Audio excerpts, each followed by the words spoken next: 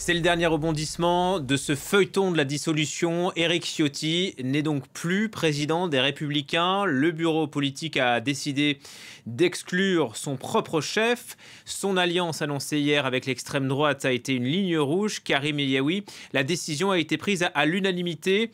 Et Éric Ciotti vient de réagir. Il dit qu'il reste à la tête des LR. Alors une décision prise à l'unanimité et avant même ce bureau qui a été rassemblé en catastrophe, on a croisé un certain nombre de figures LR et elles avaient toutes des mots extrêmement durs à l'égard d'Éric Ciotti. Valérie Pécresse a même parlé de trahison. Tous l'appelaient à prendre ses responsabilités, à prendre cette décision de quitter lui-même son poste, ce qu'il semble refuser de faire puisqu'il a réagi notamment sur les réseaux sociaux en expliquant que cette réunion qui a été organisée est la mise en œuvre de la violation flagrante des statuts des LR. Aucune décision prise selon lui à cette réunion n'emporte de conséquences légales. On sent bien qu'Éric Ciotti s'accroche à son poste. Il a à maintes reprises expliqué que ces positions qui ont été développées par les figures de LR ne sont pas forcément celles des militants qui l'ont placé à la tête de ce parti. Et donc on évoque aujourd'hui du côté de LR une direction bicéphale avec Annie Genevard qui était déjà la numéro 2 du parti en quelque sorte et François-Xavier Bellamy qui avait porté les couleurs de LR pour les élections européennes, a rappelé d'ailleurs que c'était Éric Ciotti qui l'avait choisi. C'est une façon pour les LR d'expliquer qu'il n'y a pas de recadrage idéologique, que finalement la droite reste la droite puisque François-Xavier Bellamy n'a pas forcément une posture extrêmement différente de celle d'Éric Ciotti. Mais ce qui n'a pas été accepté aujourd'hui, c'est cette trahison, ce calcul politique qu'aurait donc mis en place Éric Ciotti. Annie Genevard a parlé d'un pacte secret qu'il aurait mis en place avec le Rassemblement national.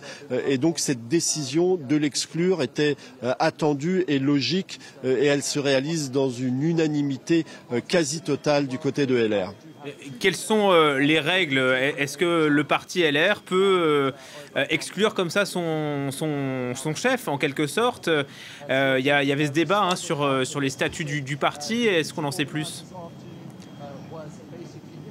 Alors du côté d'Éric Ciotti, la règle voudrait que pour convoquer ce bureau politique, il en soit informé et qu'il signe la convocation de ce bureau politique, qui n'aurait théoriquement pu intervenir que 8 jours plus tard. Mais un certain nombre d'éléments à l'intérieur des statuts du parti évoquent la possibilité d'un président empêché. Et c'est sans doute sur ces articles-là que vont s'appuyer les représentants LR qui veulent exclure Éric Ciotti. En tout cas, s'il s'accroche à son poste, ça va sans doute provoquer une bataille juridique qui ne va peut-être pas s'achever en 24 heures.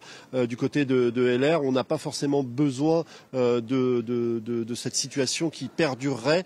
D'ailleurs, on a entendu Laurent Wauquiez expliquer que on ne pouvait pas être fier de cette situation parce que c'est véritablement un feuilleton qui, en termes d'image, est catastrophique pour les LR qui doivent faire face à cette fuite possible d'un certain nombre d'élus qui rejoindraient le Rassemblement national. Alors pour l'instant on ne sait pas ce que ça représenterait. Du côté du RN on parle d'une vingtaine. Évidemment Éric Ciotti lui s'appuie sur la légitimité que lui ont accordé les militants, mais en tout cas du côté de ceux qui ont décidé de destituer en quelque sorte Éric Ciotti aujourd'hui, il y a un certain nombre d'éléments juridiques qui pourront être mis en avant pour faire partir celui qui s'accroche à son poste et qui devrait s'exprimer d'ailleurs un peu plus tard sur une chaîne de télévision privée.